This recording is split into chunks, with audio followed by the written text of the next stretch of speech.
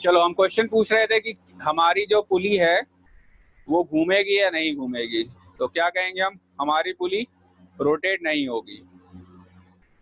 तो अगर हमारी पुली रोटेट नहीं होगी तो उसमें से जो स्ट्रिंग पास हो रही फिर वो क्या होगी, उसमें मोशन होगा या नहीं होगा। उसमें होगा, नहीं होगा।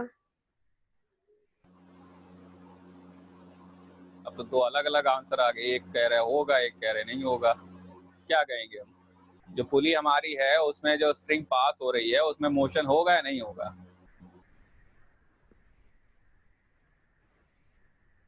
बाकी लोग क्या बोल रहे हैं, होगा या नहीं होगा। इसके ऊपर से जो स्ट्रिंग पास हो जाएगी ना इस तरह से, ये वाली ये आगे मतलब ये ऊपर नीचे होगी या नहीं होगी, इसमें मोशन होगा। ठीक है, होगा क्या, ये जो रस्सी है ना ये रस्सी केवल और केवल ऊपर नीचे होती रहेगी। ठीक, लेकिन ये रस्सी को घुमा मतलब यहाँ पर हम कहेंगे ये पुली को रोटेट नहीं करेगी। ठीक, क्यों नहीं रोटेट करेगी, क्योंकि पुली को रोटेट करने के लिए फ्रिक्शन होना जरूरी है, उस रस्सी को पुली पे ग्रिप बनाना जरूरी है। ठीक है, उस हम कहेंगे उस स्ट्रिंग को पुली के ऊपर ग्रिप बनाना जरूरी है। ठीक, तो अगर वो ग्रिप बना लेगी तो ही क्या होगा, तो ही ये जो पुली है ना ये रोटेट होगी। ठीक, ये पुली जो है ये रोटेट होगी। तो अगर फ्रिक्शन नहीं है तो पुली रोटेट नहीं होगी, नो रोटेशन इन पुली।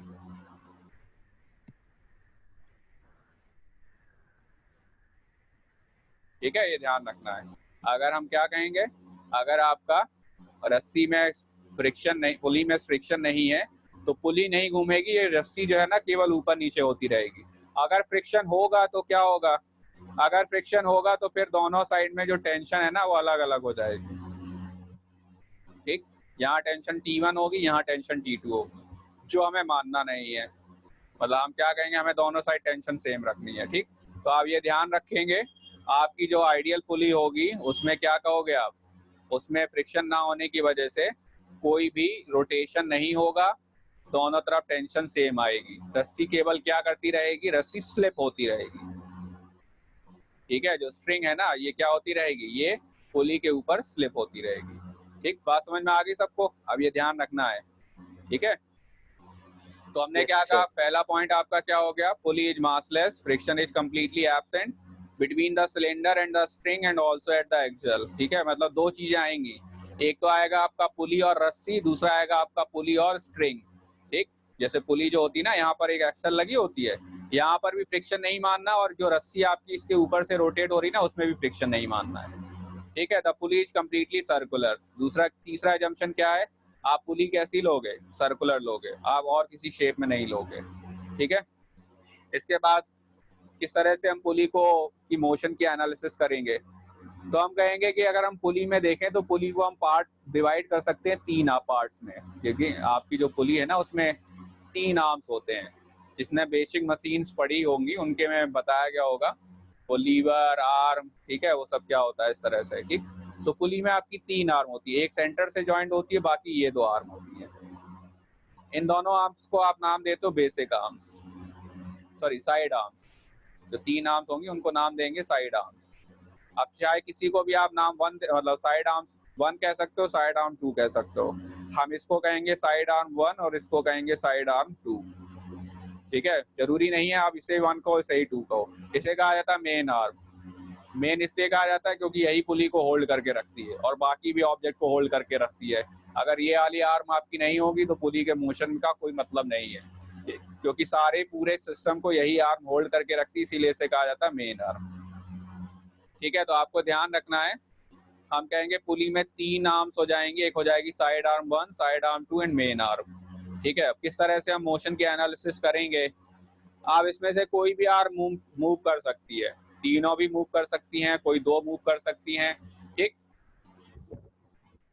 केवल एक में मोशन नहीं होगा। ठीक है, आप क्या कहोगे, आप मैक्सिमम एक ही आर्म को फिक्स कर सकते हो। अगर आपने दो आर्म फिक्स कर दी तो फिर पुली में मोशन बंद हो जाएगा। केवल और केवल कितनी आर्म फिक्स हो सकती है, एक ही आर्म फिक्स हो सकती है। ठीक है, अगर कोई भी 2 आर्म आपने फिक्स कर दी तो पुली फिक्स हो जाएगी, थर्ड आर्म का मोशन बंद हो जाएगा। ठीक है, तो ये ध्यान रखना है। केवल आप क्या कर सकते हो, पुली के एक आर्म को फिक्स कर सकते हो। तो चाहे इसको फिक्स कर लो, चाहे इसको फिक्स कर लो, चाहे इसको फिक्स कर लो। ठीक है, नॉर्मली यही वाली आर्म फिक्स रहती है, ये दोनों आर्म मोशन के लिए फ्री रहती हैं। तो जो आपने कहा ना लिफ्ट वगैरह हो गया, ठीक है, लिफ्ट वगैरह में तो थोड़ा केस जो है वो अलग होता है। ठीक, क्या होता है लिफ्ट वगैरह में, ऊपर वाली जो सबसे ऊपर वाली पुली होती है ना लिफ्ट में, जो सबसे बिल्डिंग के टॉप पे लगी होती है, वो तो फिक्स रहती है। उसके ऊपर से इस तरह से आप क्या कहोगे, स्ट्रिंग घूमती रहती है। ठीक, कई बार क्या होता है, कई बार लिफ्ट की जो मशीन होती है ना उसमें इस तरह से पुली लगी होती है और यहाँ से स्ट्रिंग निकल रही होती है और ये घूम रही होती है। ठीक है, तो इसमें तो आप क्या कहोगे, इसमें आप कहोगे तीनों आर्म मोशन में होंगी। आप तीनों आर्म फ्री रख सकते हो मोशन के लिए, आप कोई एक आर्म फिक्स कर सकते हो, मतलब तीनों आर्म मोशन के लिए फ्री रख सकते हो, 2 आर्म मोशन के लिए फ्री रख सकते हो। ठीक है, यानी कि एक आर्म को आप फिक्स कर सकते हो, तो ये आपको ध्यान रखना है।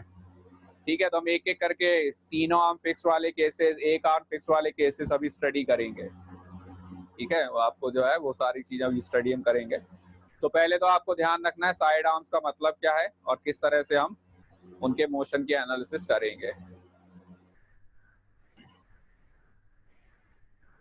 ठीक है, पुली बहुत ज्यादा टफ नहीं है। ठीक, पुली में हम कहेंगे कि क्वेश्चन बहुत ज्यादा टफ नहीं होते, इनका करने का जो तरीका है ना वो बहुत बेसिक है, बहुत सिंपल है। आप एक ही तरह का मेथड पूरे में यूज कर सकते हो। एक पुली से लेके ना 15 पुली तक का सवाल बड़ी आसानी से सॉल्व हो सकता है। आपको बस बेसिक इक्वेशन बनाना आना चाहिए। अगर आपको स्ट्रिंग डिवाइड करना, टेंशन के आप कहेंगे टेंशन के रिलेशन बनाना अगर आ गया तो आप इक्वेशन आसानी से सॉल्व कर सकते हो। ठीक है, ये सारा कुछ हो जाए ना तो फिर हमें क्वेश्चन सॉल्व कराना है। ये वाला दिख रहा है? Yes sir. ठीक, तो ये क्वेश्चन आप लोग खुद सॉल्व कर लोगे, जब पूरा पढ़ा देंगे तब ये सवाल जो है बड़े आसानी से आप सॉल्व कर लोगे, तो ज़्यादा दिक्कत नहीं आएगी। हमने क्या कहा, सिंपली आपको टेंशन बनाना आना चाहिए और एक्सेलरेशंस का रिलेशन बनाना आना चाहिए, तो उसे आप बस थोड़ा ध्यान से समझ लें। ठीक है, इसीलिए पुली वाले जो सवाल है ना वो बहुत ज़्यादा टफ नहीं होते हैं, तो इसका सवाल आसानी से हो जाता है। ठीक, तो बस थोड़ा जो तरीका हम बताते जा रहे हैं वो आपको बस फॉलो करते जाना है, बाकी आप आसानी से सवाल सॉल्व कर लोगे। ठीक है, अब बात है ना कि हम पूरा डिटेल में बताए दे रहे हैं, इतना सब डिटेल में पढ़ाने की जरूरत होती नहीं है। लोग सिंपली क्या करते हैं, लोग बस तरीका बता देते हैं कि ये टेंशन हो जाएगी, एक्सेलरेशन हो जाएगा, एक्सेलरेशन का रिलेशन हो जाएगा, इस तरह से आप इक्वेशन बना लो, आंसर मिल जाएगा। ठीक है, तो उसका कोई मतलब नहीं है। 9th क्लास में हम चाहें तो मतलब वही है ना, 9th क्लास में हमारे पास सफिशिएंट टाइम है, इसलिए हम पूरा प्रॉपरली या पूरी मतलब एक तरह से आप कहो कि जितना हो सकता है हर माइन्यूट से माइन्यूट कॉन्सेप्ट को पढ़ते हुए चलेंगे सही से। ठीक है, जबकि पुली जो है वो आपकी एनसीईआरटी में भी 11th क्लास की जो एनसीईआरटी है ना उसमें भी प्रॉपरली दिया नहीं है। ठीक, 11th के स्कूल की बुक जो एनसीईआरटी बुक है उसमें भी पुली के बारे में कोई खास डिस्कशन नहीं है, लेकिन इसके क्वेश्चन आते हैं एग्जाम में। ठीक है, आपके जो अभी 9th में भी जो बाकी कोई टेस्ट मतलब पेपर एग्जाम वगैरह होंगे ना कोचिंगों के या एनटीएससी और वो सब, उनमें ये क्वेश्चन आते हैं। तो चलो पहले हम सिंपल सा एक क्वेश्चन ले लेते हैं। तो हमने क्या कहा, आपको 3 आर्म में से एक एक करके फिक्स करना है। आप एक कोई साइड आर्म फिक्स कर सकते हो, बाकी 2 आर्म्स को आप फ्री रख सकते हो। ठीक है, तो जैसे हमने कहा ये हमने एक सिंपल सिस्टम ले लिया, आपका ये पुली हो गई। अब यहाँ पर जो मेन आर्म है वो क्या है, वो फिक्स्ड है। दिख रहा है ना सब लोगों को? Yes sir. Main arm fixed है, बाकी दोनों आर्म क्या है, मोशन के लिए फ्री है। ठीक, सबसे पहला काम फ्री बॉडी डायग्राम बनाना। तो यहाँ पर हम कहेंगे कि हम फ्री बॉडी डायग्राम बनाएंगे। तो हमने मान लिया, अब देखो हमने कहा था एक स्ट्रिंग होगी तो एक ही टेंशन रहेगी, तो इस पूरे में सिस्टम में एक ही स्ट्रिंग है आपकी। ठीक, अब M1 में आप क्या कहोगे, M1 में आप पहले तो बनाओगे उसका वेट क्या लग जाएगा, M1G किस तरफ, डाउनवर्ड। फिर उसके बाद दूसरा हो जाएगा M2G, वो भी क्या होगा, डाउनवर्ड। ठीक है, यहाँ तक समझ में आ गया? अब इसके बाद हम एक्सेलरेशन बनाएंगे। एक्सेलरेशन में क्या कहेंगे, कौन सा ब्लॉक नीचे जाएगा, क्या होगा, एक नीचे जाएगा और एक ऊपर जाएगा। ऊपर जाएगा। क्या रिलेशन होगा दोनों के एक्सेलरेशंस का,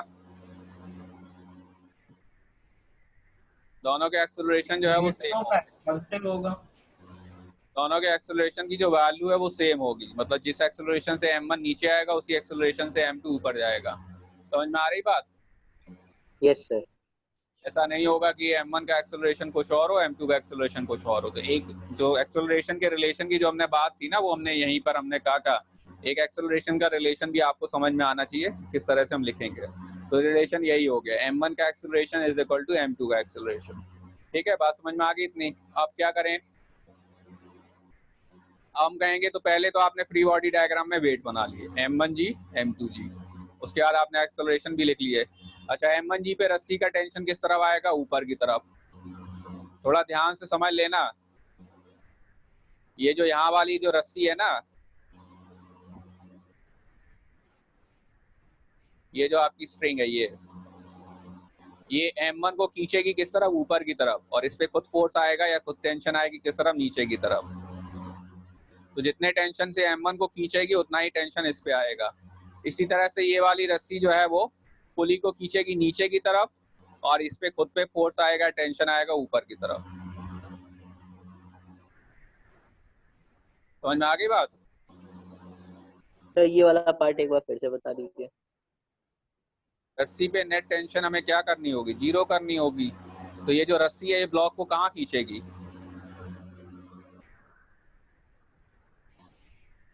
ये वाली जो स्ट्रिंग है ना, ये ब्लॉक को किस तरफ ले जाएगी, या ब्लॉक पे किस तरफ फोर्स लगाएगी?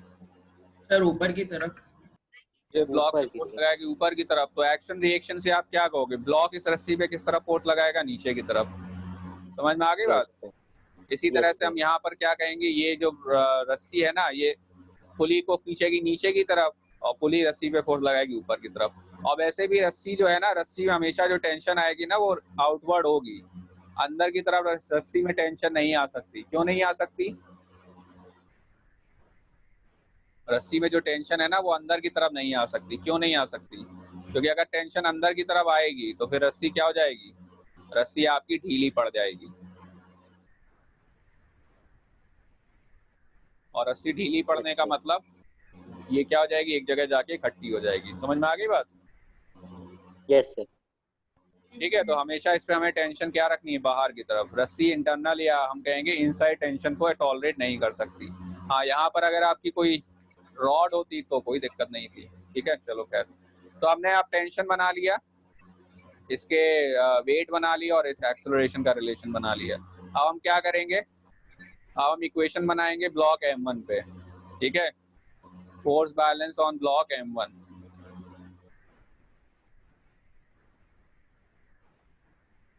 Force balance on block m1 क्या लिखोगे आप?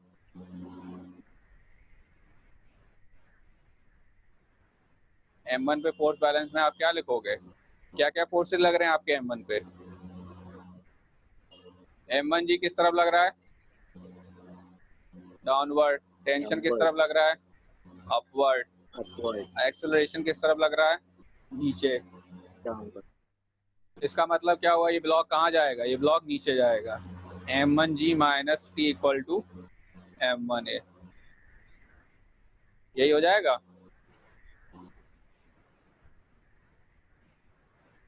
ठीक है, m1g minus T equal to m1a। ठीक, अब क्या करोगे आप? अब m2 पे लिखोगे आप। तो m2 पे क्या लिखोगे आप इक्वेशन?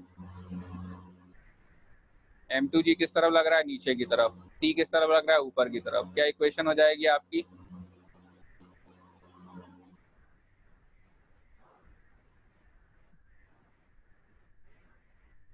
कौन सा फोर्स ज्यादा होगा? t वाला फोर्स ज्यादा होगा, तो t minus m2g equal to m2a। दोनों को ऐड कर दो तो t और t कट जाएगा, क्या जाएगा?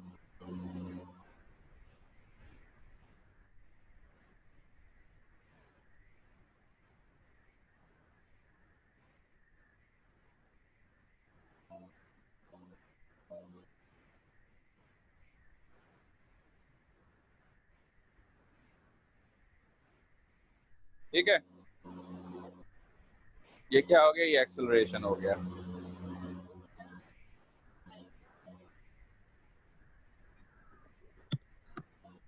तो ये तो हो गया एक्सेलरेशन। अब हमें टेंशन निकालना है। टेंशन कैसे निकालोगे? कोई भी एक इक्वेशन में एक ही वैल्यू पुट कर दो। जो अभी आपने इक्वेशन बनाई थी ना, m1g minus T equal to m1a, इसमें आप एक ही वैल्यू पुट कर दो, और तो टी क्या आ जाएगा आपका, टी आ जाएगा आपका m1g माइनस m1a। तो m1 कॉमन आ जाएगा, ये बन जाएगा g माइनस a। क्या आया था, a है याद किसी को? a आया था आपका m1 minus m2 g upon में m1 प्लस m2। तो g भी कॉमन आ जाएगा, और m1 m2 का एलसीएम हो जाएगा, तो बन जाएगा m1 plus m2 minus m1 plus m2 upon में m1 प्लस m2। तो m1 m1 कट जाएगा, क्या जाएगा ये 2m1 m2g।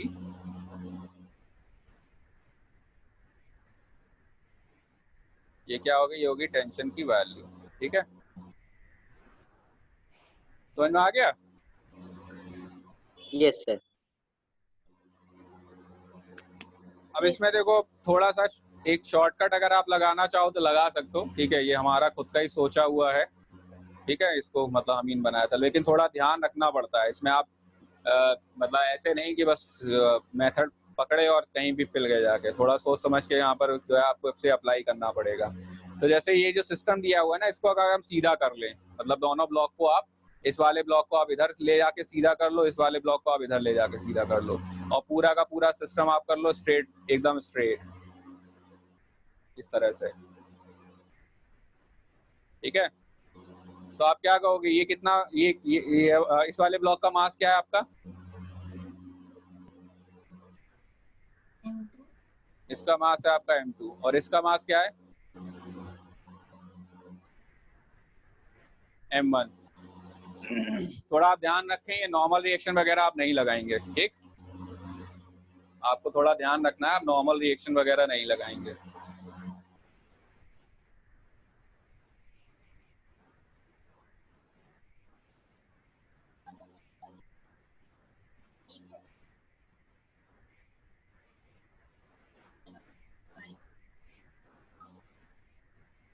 तो अब यहाँ पर फोर्सेस की बात करें तो क्या क्या फोर्सेस हो जाएंगे? तो एक तो फोर्स यहाँ लगेगा क्या, m2g, और दूसरा फोर्स यहाँ क्या लगेगा, m1g। लग रहा है ना? इस पूरे सिस्टम को या दोनों ब्लॉक को आप एक सिस्टम बाउंड्री के अंदर कर दो, क्या हो जाएगा नेट फोर्स आपका? अच्छा, ये दोनों ब्लॉक जा कहाँ रहे होंगे, दोनों ब्लॉक जा रहे होंगे इस तरफ, किस एक्सेलरेशन से, एक एक्सेलरेशन से। Yes sir. तो क्या हो जाएगा नेट फोर्स इस सिस्टम पे?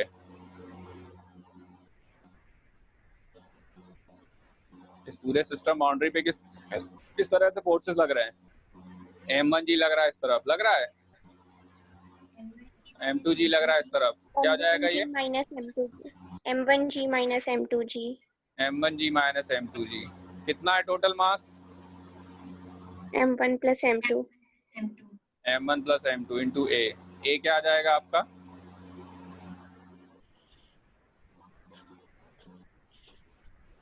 ठीक है, तो यहाँ पर आपका टेंशन का रोल ही खत्म हो गया। ठीक, तो अगर आप इस तरह से चाहो तो सिंपली या कुछ क्वेश्चंस को बहुत क्विकली कर सकते हो। ठीक है, कुछ सवाल अभी हम और डिस्कस कर देंगे इसके बाद में, लेकिन इसको लगाते समय थोड़ा ध्यान रखना। मतलब बात है ना, m1g और m2g डाउनवर्ड थे, हमने बस उसे समझने के लिए इसको क्या कर लिया है, स्ट्रेट करके रख लिया है, पुली वगैरह को हमने हटा दिया है, और जब हमने उसे स्ट्रेट किया तो हमने m1g को भी स्ट्रेट कर दिया और m2g को भी स्ट्रेट कर दिया। बात समझ में आ गई यहाँ तक सबको? कोई डाउट किसी को? आगे बढ़े। अब टेंशन निकालने के लिए आपको फिर एक ब्लॉक पे पर्टिकुलरली इक्वेशन लिखनी पड़ेगी। तो आप क्या लिखोगे फिर यहाँ पर, m1g minus T equal to m1a, और उसमें a की वैल्यू पुट करोगे। यहाँ पर इक्वेशन फिर आपको लिखनी पड़ेगी अगर टेंशन निकालना है। एक्सेलरेशन को अगर आपको तुरंत निकालना है तो आप ये मेथड यूज कर सकते हो। ठीक है, जैसे हम एक एग्जांपल और लें, कुछ इस तरह से आप सिस्टम मान लो।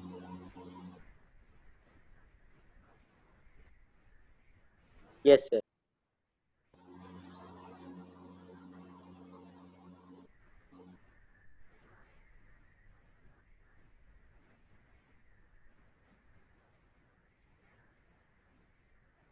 ठीक है, इसका मास क्या हो गया आपका m1, और इसका मास क्या हो गया आपका m2।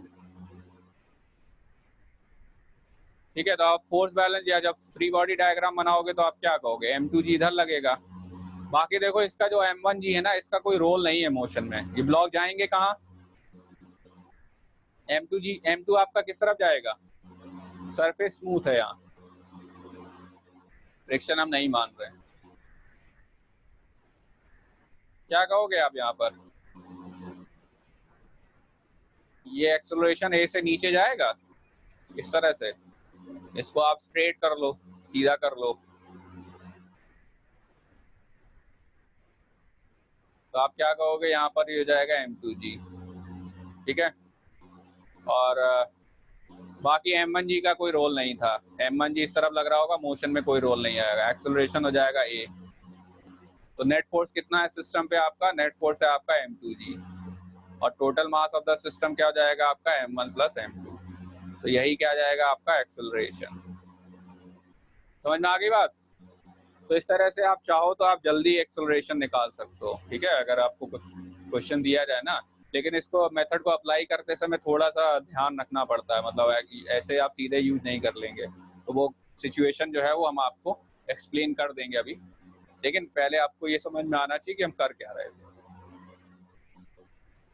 कोई डाउट किसी को? समझ में आ गया यहाँ तक? Yes sir. ठीक है। अब हमें यहाँ पर एक्चुअली में एक्सेलरेशन वगैरह के रिलेशन डिस्कस करने हैं कि अगर आपकी मेन आर्म फिक्स हो और बाकी 2 पुली हो या 3 पुली हो या 4 पुली हो, तो किस तरह से हम मोशन की एनालिसिस करेंगे।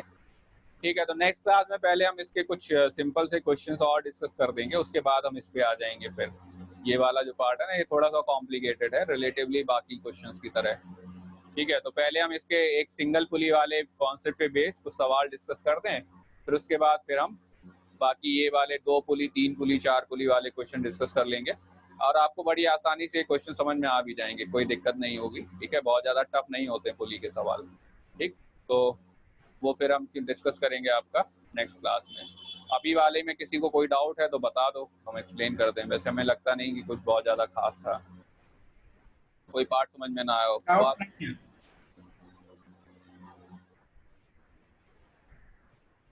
वार्षल यस सर।